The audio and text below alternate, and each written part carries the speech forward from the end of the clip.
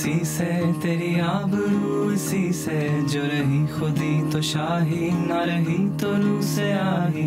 तेरी जिंदगी इसी से तेरी आबरू, इसी से जो रही खुदी तो शाही, ना रही तो रू से आही।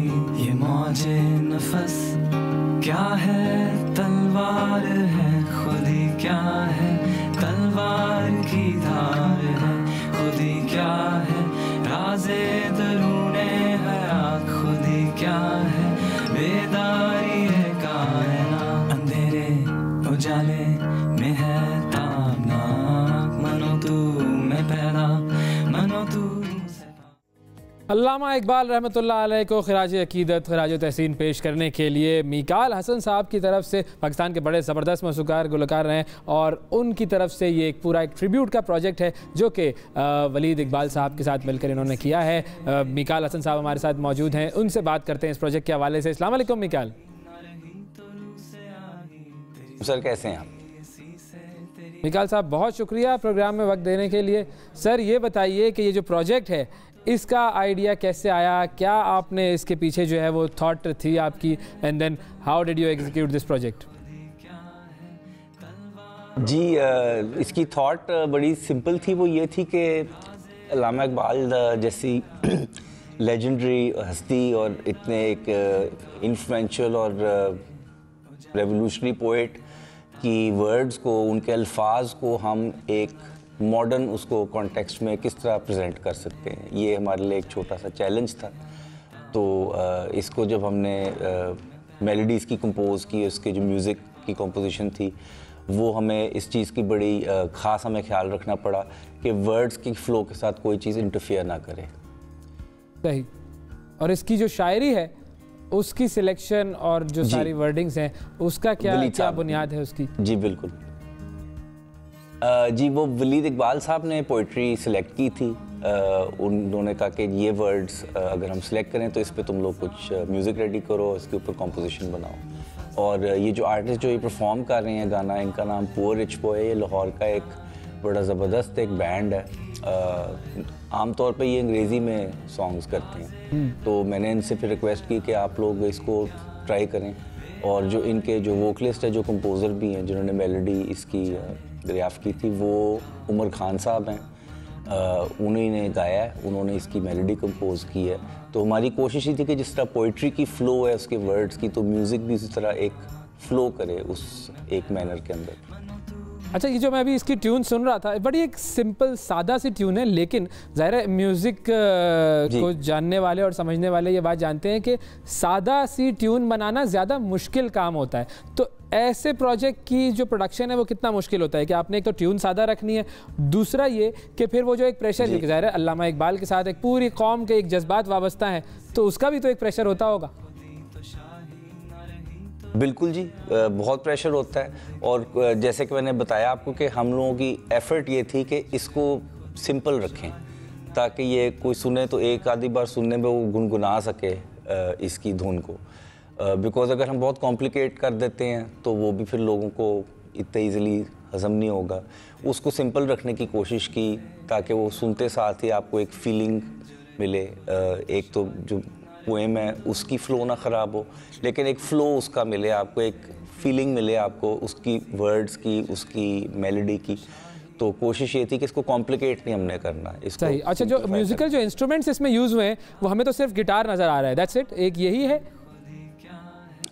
नहीं, आगे जैसे गाना खुलता जाता है उसमें ड्रम्स भी आते हैं, उसमें परकशन भी आती है, उसमें बेस गिटार भी आती है और फिर और भी गिटार्स के लेयर्स उसमें खुलते जाते हैं जैसे गाना बिल्ड होता जाता है। ओके, सही। तो ये गाना जो है वो यूट्यूब पर रिलीज़ कर दिया गया है, लोग सुन सकते हैं, इसको देख सकते हैं जाकर।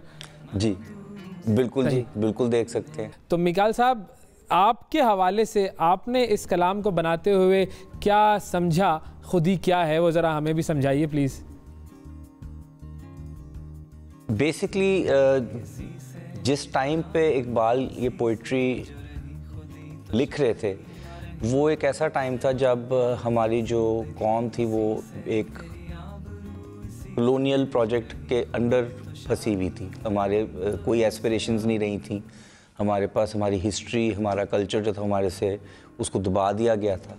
इकबाल हमें अपने वर्ड्स के थ्रू, अपने अल्फाज के थ्रू ये समझाते हैं और ये बताते हैं कि जो स्ट्रगल है वो इंसान की पर्सनल और नेशनल लेवल पे हमेशा जारी रहती है, और ये एक ऐसी चीज़ है जिसके साथ आपको सारी ज़िंदगी लड़ना पड़ेगा और इसको ओवरकम करने का।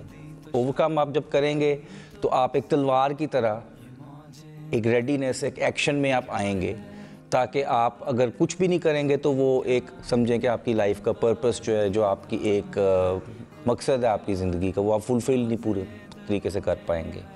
तो पूरी जो मैसेज जो है वो ये है कि ये एक स्पिरिचुअल स्ट्रगल भी होती है इंसान की, लेकिन एक नेशन के लिए एक स्ट्रगल होती है, अपनी आइडेंटिटी के लिए, अपने कल्चर के लिए, उन चीज़ों के लिए जिसमें हमारे फाउंडेशंस ले की गई हैं।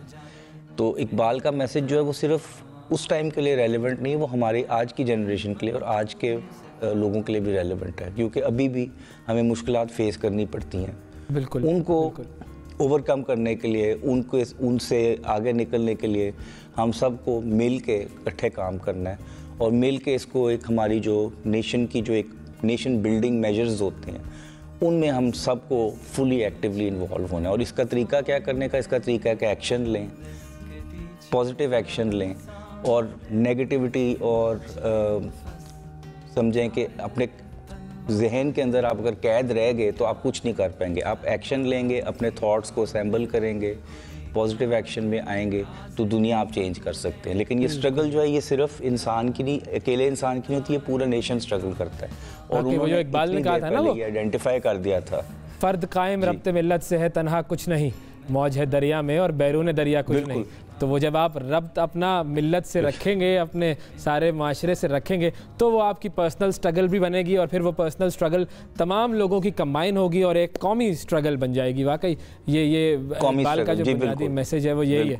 और जाहिर है वो अमल वाली बात भी आपने बिल्कुल इकबाल के शेर की ही तशरीह कर दी एक तरीके से। मुझे तो ये लगा कि वो जो उन्होंने कहा था कि अमल से ज़िंदगी बनती है, जन्नत भी जहन्नुम भी, तो वाकई ये जो मैसेज है ये की मैसेज है। अच्छा, ये मैसेजेस हम अपने यंगस्टर्स तक शायद सही तरीके से पहुंचा नहीं पाए हैं। देखें, यही वजह है कि इनके जो ये लेजेंडरी ये जो वर्ड्स हैं, ये जो अनफॉरगेटेबल पोइट्री है, इसको ज़रूरी है कि इसको जितने तरीके से हम लोग इसको प्रेजेंट कर सकें लोगों के लिए, क्योंकि हर किस्म का इंसान म्यूज़िक सुनता है।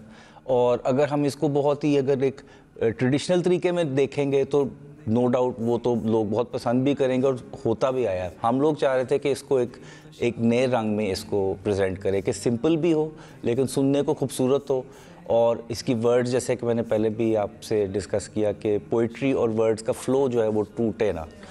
और जैसे आप बता रहे हैं उनकी जो पॉलिटिकल आइडियोलॉजी थी, जो उन्होंने मैसेज हमें देना था, वो उस वक्त भी रेलेवेंट था और आज भी हमारे लिए रेलेवेंट है कि हमारी स्ट्रगल अभी भी जारी है, कि हम अपने नेशन की प्रोग्रेस के लिए दुआ करते हैं लेकिन उसके लिए काम भी करना है। सिर्फ सोचों से काम नहीं होने लगा, एक्शन से काम। जी बिल्कुल, सिर्फ अल्फाज, बुलंद-ओ-बांग दावे, सिर्फ बातें, इनसे काम नहीं चलता है।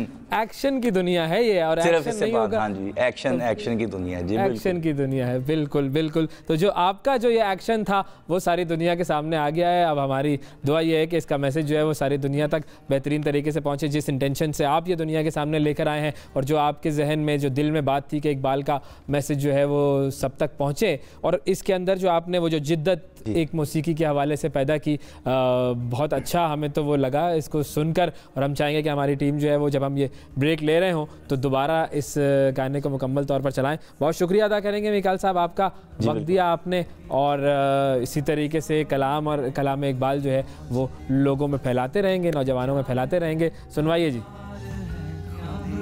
इसी से जो रही खुदी तो शाही, न रही तो रूह से आही।